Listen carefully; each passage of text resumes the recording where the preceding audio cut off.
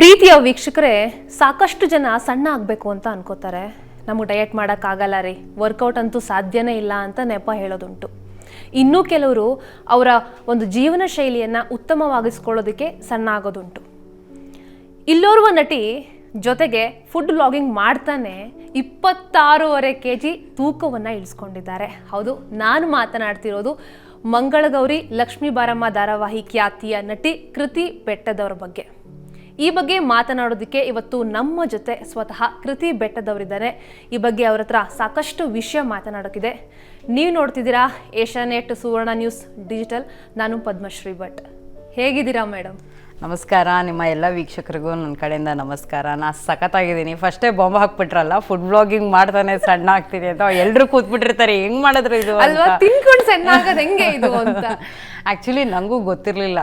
In fact ಮುಂಚೆ ನಾನು ದಪ್ಪ ಇರುವಾಗ ಎಲ್ಲರೂ ನಂಗೆ ತಿಂಡಿ ಪೋತಿ ಅಂತ ಕೋಪ ಬರೋದು. ನಂಗೆ ಒಂದು ಮಸಾಲೆ ದೋಸೆ ಕಂಪ್ಲೀಟ್ ಮಾಡೋಕ್ಕಾಗ್ತಿರ್ಲಿಲ್ಲ, ಗೊತ್ತಾ. ನಮ್ಮಮ್ಮ ಹೇಳೋರು, ನೀವು ಫಸ್ಟ್ ಏನು ಆರ್ಡ್ರ್ ಮಾಡ್ತೀಯ ಮಾಡು, ನೀನು ಮಿಕ್ಸ್ ತಿಂದಾದ್ಮೇಲೆ ನನಗೇನು ಬೇಕೋ ನಾನು ಆರ್ಡ್ರ್ ಮಾಡ್ತೀನಿ ಅಂತ. ಹಾಗಾಗಿ ನಂಗೆ ತಿನ್ನೋ ಅಪಿಟೈಟೇ ಇರಲಿಲ್ಲ. ಈಗ ಒಂದು ಮಸಾಲೆ ದೋಸೆ ಜೊತೆ ಇನ್ನೂ 4 ಐಟಮ್ ತಿಂದು ನೆಕ್ಸ್ಟ್ ಡೇ ಜಿಮ್ಗೆ ಹೋಗಿ ವರ್ಕೌಟ್ ಮಾಡಿ ಅದನ್ನು ಮೇಂಟೈನ್ ಮಾಡೋಕ್ಕೂ ಗೊತ್ತು. So it is easy. ಏನು ತಿನ್ನಬೇಕು, ಎಷ್ಟು ತಿನ್ನಬೇಕು, ಯಾವ ಹೊತ್ತಲ್ಲಿ ಏನು ತಿನ್ನಬೇಕು ಅನ್ನೋದು ತಿಳ್ಕೊಂಡ್ರೆ ಐ ಥಿಂಕ್ ನನಗಂತೂ ಈಸಿ ಆಗಿದೆ. ಮೊದಲು ಎಷ್ಟು kg ಇದ್ರಿ, ಇವಾಗ ಎಷ್ಟು kg ಆಗಿದ್ದೀರಾ? 86.5 kg ಇದ್ದೆ 1.5 ವರ್ಷದ ಕೆಳಗೆ. ಈಗ 60 kg ಇದ್ದೀನಿ. ಯಾವ ಪಾಯಿಂಟಲ್ಲಿ ನಾನು ಸಣ್ಣ ಆಗಬೇಕು, ನನ್ನ ಜೀವನ ಶೈಲಿ ಬದಲಾಗಬೇಕು ಅಂತ ಅನ್ನಿಸ್ತು ನಿಮಗೆ? ನಂಗೆ ಅನಿಸಿದ್ದಲ್ಲ, ಆ್ಯಕ್ಚುಲಿ ಒಂದು ಪರಿಸ್ಥಿತಿ ನನ್ನನ್ನು ಒಂದು ನಿರ್ಧಾರ ತಗೊಳ್ಳೋ ಹಂಗೆ ಆಯಿತು. ಏನು ಅಂದರೆ, ನಾವು ಏನೋ ಕೆಲಸ ಮಾಡ್ತಾ ಇರೋವಾಗ ಇದ್ದಕ್ಕಿದ್ದಂಗೆ ಬೆವರಕ್ಕೆ ಶುರು ಮಾಡಿದೆ. ಏನೋ ಸುಸ್ತಾಗೋಗಿ ಶುರುವಾದೆ. ನನ್ನ ಜೊತೆ ಇದ್ದಿದ್ದು ನನ್ನ ಸ್ನೇಹಿತೆ ಅರ್ಚನಾ ಅವರು, ಏನೂ ಸರಿ ಇಲ್ಲ, ಸಮಥಿಂಗ್ ಇಸ್ ನಾಟ್ ರೈಟ್, ಏನೂ ಸರಿ ಇಲ್ಲ ನಿಂಗೆ ಅಂತ. ನನಗೆ ಯೂಶ್ವಲಿ ಈ ಚಿಕ್ಕ ವಯಸ್ಸಲ್ಲಿ ಇಲ್ಲ, ಯಾರು ಹೋದ್ರು ನಂಗೆ ಹುಷಪ್ಪ ಅಂದರೆ ಜನ ಬಂದುಬಿಡೋರು, ಸಣ್ಣ ಆಗಬೇಕು, ನಿಂಗೆ ಹಿಂಗಿರೋದು ಒಳ್ಳೇದಲ್ಲ ಅಂತ ಸಜೆಷನ್ ಕೊಡೋದು ಕಾಮನ್. ಅಲ್ಲಿ ತನಕ ಇವ್ರು ಯಾವತ್ತೂ ಆ ಥರ ಎಲ್ಲ ಸಜೆಷನ್ ಕೊಟ್ಟಿರಲಿಲ್ಲ. ಇವರು ಏನೋ ಅದೇ ಥರ ಕೊಡ್ತಿದ್ದಾರೆ ಅಂತ ಸುಮ್ಮನಾದೆ. ಬಟ್ ಇನ್ನೊಂದು ವಾರ ಆದಮೇಲೆ ಡಾಕ್ಟ್ರ್ ಹತ್ರ ಏನಕ್ಕೋ ಕೆಮ್ಮು ಬಂತು ಅಂತ ಹೋದಾಗ ಡಾಕ್ಟ್ರು ಚೆಕಪ್ ಮಾಡೋಕ್ಕಿಂತ ಮುಂಚೆ ನೋಡಿದ ಕೂಡಲೇ ನಿನ್ನಲ್ಲಿ ಏನೋ ಸಮಸ್ಯೆ ಇದೆ, ಬೆಟರ್ ನೀನು ಹೋಗು ಒಂದು ಟೆಸ್ಟ್ ಮಾಡಿಸು ಅಂತ. ನೀವು ಯಾಕೆ ಹಿಂಗೆ ಹೇಳ್ತಿದ್ದೀರಾ? ನನ್ನ ಫ್ರೆಂಡ್ಸು ಹಾಗೆ ಹೇಳಿದ್ದಾರೆ ಅಂತ. ಇಲ್ಲ, ನಿನ್ನ ಮುಖದಲ್ಲೇ ಕಾಣಿಸ್ತಾ ಇದೆ, ನಿನ್ನ ಆ ಮುಖದಲ್ಲಿರೋ ಕಳೆ ಇಲ್ಲ ಅಂತ. ಸರಿ, ಅವ್ರು ಹೇಳಿದ್ರೆ ನಾನು ಇಮ್ಮಿಡಿಯೇಟಾಗಿ ಹೋಗಿ ಬ್ಲಡ್ ಟೆಸ್ಟ್ ಮಾಡಿ ನೋಡಿದ್ರೆ ದೊಡ್ಡ ರಿಪೋರ್ಟು ಡಯಾಬಿಟಿಕ್ ಅಂತ. ಸೊ HbA1c ಇದೆಯಲ್ಲ, ಅದು ನಂಬರ್ 7.3 ಇತ್ತು. I have already crossed, I am already diabetic. Border ಗಿಡ್ರೆ ಏನು ಅಲ್ವೇ ಅಲ್ಲ. ಇನ್ನೊಂದು 4 ಪಾಯಿಂಟ್ ಆಗೋಗಿದ್ದಿದ್ರೆ ಪ್ರೋ ಆಗೋಗಿರ್ತಿದೆ ಡಯಾಬಿಟಿಕಲ್ಲಿ. ಅವರು ಇದು ಈ ಥರ ಕಂಡೀಷನ್ ಇದೆ, ನೀನು ನೋಡಿದ್ರೇ ಗೊತ್ತಾಗ್ತಿದೆ, ದಿಸ್ ಇಸ್ ನಾಟ್ ರೈಟ್, ಏನಾರ ಮಾಡಲೇಬೇಕು, ಇದಕ್ಕೆ ಮಾತ್ರೆ ಬರ್ಕೊಟ್ಬಿಡ್ತೀನಿ ಅಂತಂದರು. ಅದು ನನ್ನ ಜೊತೆಲಿರೋರು ಫ್ರೆಂಡ್ಸ್ ಎಲ್ಲ ಈ ಮಾತ್ರೆಗೆ ಬಿದ್ದರೆ ಜನ್ಮ ಪೂರ್ತಿ ಮಾತ್ರೆ ತೊಗೊತಿರ್ಬೇಕಾಗತ್ತೆ, ವರ್ಕೌಟ್ ಮಾಡಿ ಎಕ್ಸಸೈಸ್ ಮಾಡಿ ಕಡಿಮೆ ಮಾಡ್ತೀನಿ ಅಂತ ಒಂದು ಸ್ವಲ್ಪ ಟೈಮ್ ಕೇಳು ಡಾಕ್ಟ್ರನ್ನ, ಅವ್ರು ಹ್ಞೂ ಅಂತಾರೆ ಅಂತ. ಸರಿ, ಅವ್ರನ್ನ ಮೀಟ್ ಮಾಡೋಕ್ಕೆ ಅಂತ ಹೋದಾಗ ಅವರೇ ಹೇಳಿದ್ರು, ಮ್ಯಾಕ್ಸಿಮಮ್ 3 months ಕೊಡ್ತೀನಿ, ಅದರಲ್ಲಿ ಒಂದು ಚೂರಾದರೂ ಕಡಿಮೆ ಆಯಿತು ಅಂದರೆ ನಿನಗೆ ಮಾತ್ರೆಯಿಂದ ದೂರ ಇರ್ತೀನಿ, ಇಲ್ವಾ ಮಾತ್ರೆ ಬರ್ಕೊಡ್ತೀನಿ, ಸುಮ್ಮನೆ ತೊಗೊತಾ ಇರೋ, ನೀ ಎಕ್ಸಸೈಸೇ ಮಾಡಬೇಡ ಅಂತ. ನನಗೆ ಅದು ಎಲ್ಲೋ ಒಂಥರ ಈಸಿಯಾಗೋಯ್ತು. ಎಕ್ಸಸೈಸ್ ಮಾಡಿದಾಗ ಮಾತ್ರೆ ನುಂಗಕ್ಕೆ ಎಷ್ಟು ಮಹಾ ಕಷ್ಟ, ಅದೇ ಮಾಡ್ತೀನಿ ಅಂತ.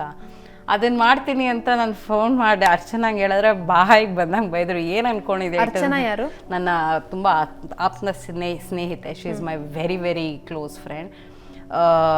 ನಾವೆಲ್ಲ ಒಂದು ಜಾಯ್ಫುಲ್ ವೇದಾಂತ ಅಂತ ಒಂದು ಟೀಮ್ ಇದೆ, ಅದರಲ್ಲಿ ಒಟ್ಟಿಗೆ ಇದ್ದಿದ್ದು. ಹೋಗ್ತಾ ತುಂಬ ಪರಿಚಯ ಆಗಿ ಕ್ಲೋಸ್ ಆಗಿದ್ದು. ಸೊ ಅವ್ರಿಗೆ ಫೋನ್ ಮಾಡಿ ಹೇಳಿದೆ ಹಿಂಗಾಗಿದೆ ಅಂತ. ಸೊ ಅವತ್ತೇ ನಂಗೆ ಡೌಟ್ ಬಂದಿತ್ತು ಅಂತೆಲ್ಲ ಹೇಳಿದ್ರು. ಆಮೇಲೆ ಹೇಳಿದ್ರೆ ಈ ಥರ ಸಣ್ಣ ಆಗಕ್ಕೆ ಹೇಳಿದ್ದಾರೆ ಅಂತ, ಬೆಟರ್ ಜಿಮ್ ಸೇರ್ಕೋ ಹಾಗೆ ಹೀಗೆ ಅಂತೆಲ್ಲ ಹೇಳಿದರು. ಆ್ಯಸ್ ಯೂಶ್ವಲ್ ಅದನ್ನು ಇಗ್ನೋರ್ ಮಾಡಿದ್ದೆ. ಆಮೇಲೆ ಒಂದು ದಿವಸ ಫೋನ್ ಮಾಡಿ ಹೇಳಿದೆ ನಾನು, ನಂಗೆ ಯಾಕೋ ಇಂಟ್ರೆಸ್ಟ್ ಬರ್ತಾಯಿಲ್ಲ, ಇನ್ನೊಂದು ತಿಂಗಳು ಬಿಟ್ಟು ನೋಡ್ತೀನಿ, ಬೇಕು ಅಂತ ಅನಿಸಿದ್ರೆ ಅವಾಗ ಸೇರ್ಕೊತೀನಿ, ಇಲ್ಲಾಂದರೆ ಮಾತ್ರೆ ಕೊಡ್ತಾರಂತಾನೆ ನುಂಗ್ಕೊಂಡು ಆರಾಮಾಗಿ. ನಮ್ಮ ಅಪ್ಪ ಜನ್ಮ ಪೂರ್ತಿ ಮಾತ್ರೆ ತೊಗೊಂಡಿದ್ದಾರೆ, I feel that is only better, ಆರಾಮಾಗಿದ್ದೀನಿ, ಯಾಕೆ ತಲೆ ಕೆಡಿಸ್ಕೋಬೇಕು ಅಂತಂದೆ. ಒಂದು 15 ನಿಮಿಷ ಲೆಕ್ಚರ್ ಕೊಟ್ಟರು. ಬಟ್ ಆ ಲೆಕ್ಚರ್ ಅವತ್ತು ಯಾಕೆ ಇವ್ರ ಹತ್ರ ಹೇಳಿದೆ ಅಂತ ತಲೆ ಚೆಚ್ಕೊಳ್ಳೋ ಹಾಗೆ ಇದ್ರೂ ಇವತ್ತಿಗೆ ಆ ಲೆಕ್ಚರ್ 15 minutes ಟಾಕ್ ಅಂತ ನಾನು ಅದಕ್ಕೆ ಕರಿತೀನಲ್ಲ, ಅದು ನನ್ನ ಲೈಫೇ ಚೇಂಜ್ ಮಾಡಿಬಿಡ್ತು. She actually help me to understand what it is. ಅವ್ರು ಹೇಳಿದ್ರು ಆರೋಗ್ಯ ಅಂದರೆ ನಮ್ಮ ರೆಸ್ಪಾನ್ಸಿಬಿಲಿಟಿ. ಆ್ಯಂಡ್ ನಾನು ಹೇಳಿದೆ, ನಾನು ಪ್ಲಸ್ ಸೈಜ್ ಪರ್ಸನ್, ನಾನು ರೆಪ್ರೆಸೆಂಟ್ ಮಾಡ್ತೀನಿ, ಈ ಫುಲ್ ಕಮ್ಯುನಿಟಿನೇ ರೆಪ್ರೆಸೆಂಟ್ ಮಾಡ್ತೀನಿ, it takes lot of guts to be like this ಅಂತ. All that is fine. She said ಇದೇನು ಪ್ಲಸ್ ಸೈಜ್ ಇರೋದು ತಪ್ಪಲ್ಲ, ಬಟ್ ಹೆಂಗೆ if you can perform all the activities, ನಿಂಗೆಲ್ಲ ಆ್ಯಕ್ಟಿವಿಟಿ ಓಡೋಕ್ಕಾಗತ್ತೆ, ನಡೆಯೋಕ್ಕಾಗತ್ತೆ, ಬೆಟ್ಟ ಹತ್ತುತ್ತೀನಿ, ಏನಾದರೂ ಸುಸ್ತಾಗಲ್ಲ, ದೆನ್ ಪ್ಲಸ್ ಸೈಜ್ ಇದ್ದು you are fit enough to be like that. ಒಂದು 4 ಹೆಜ್ಜೆ ನಡೆದ್ರೆ ಸುಸ್ತಾಗ್ತಿದೆ ಅಂತಂದರೆ that is not just being plus size, you are obesed, you are unhealthy ಅಂತ. ಆ್ಯಕ್ಚುಲಿ ಆ ಒಂದು ಐ ಓಪನರ್ ಕಾನ್ವರ್ಸೇಷನಿಂದ ಐ ಸೈಡ್ ಇವಾಗ ಜಿಮ್ಗೆ ಹೋಗಲೇಬೇಕಾ ಅಂದೆ. ಅಫ್ಕೋರ್ಸ್ ಟೈಮ್ ಗೀಮ್ ಕೊಡೋಲ್ಲ, ಇನ್ನು ಅರ್ಧ ಗಂಟೆ ಟೈಮ್ ಕೊಡ್ತೀನಿ, ಹುಡುಕು ಯಾವ್ದಾರು ಒಳ್ಳೆ ಜಿಮ್ಮು, ಇದಕ್ಕೆ ಎನ್ರೋಲ್ ಮಾಡಿಸು, ಅದು ರೆಸಿಟ್ ನನಗೆ ಕಳಿಸು ಅಂತ ಈ ಥರ ಕಂಡೀಷನ್ ಹಾಕಿದ್ರು. ಓಕೆ ಸರಿ, ಒಳ್ಳೆ ಜಿಮ್ ನೋಡಿ ಸೇರ್ಕೊಂಡು, ಹಾಂ ಜಿಮ್ಮಲ್ಲಿ ಏನಿರುತ್ತೆ ಅಂತಲೇ ಗೊತ್ತಿಲ್ಲ, ಒಳ್ಳೆ ಜಿಮ್ ಎಲ್ಲಿಂದ ಹುಡ್ಕೊಂಬರ್ಲಿ ನಾನು ಅಂತಂದೆ. ಲಿಟ್ರಲಿ ಒಂದು ನಯಾ ಪೈಸದ ಐಡಿಯಾನೇ ಇರಲಿಲ್ಲ ಜಿಮ್ ಅಂದ್ರೇನು, ಜಿಮ್ಮಲ್ಲಿ ಯಾಕೆ ಹೋಗ್ತಾರೆ ಜನ, ಏನೇನು ಮಾಡಬೇಕು, ಇದ್ರ ಕಡೆ ಗಮನನೇ, very negligent about all those things.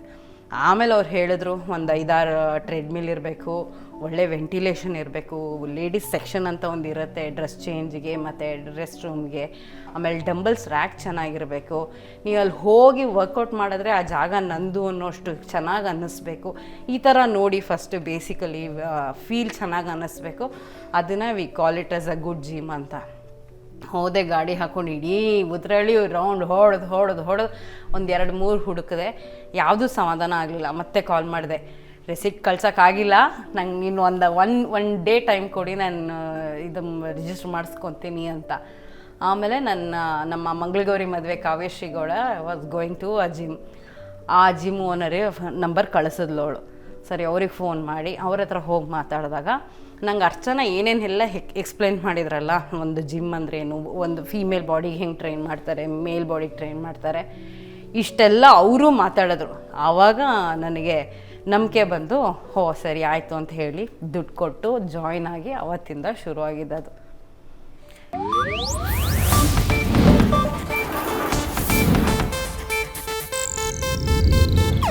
ಇದು ಏಷ್ಯಾನೆಟ್ ನ್ಯೂಸ್ ನೆಟ್ವರ್ಕ್ ಪ್ರಸ್ತುತಿ.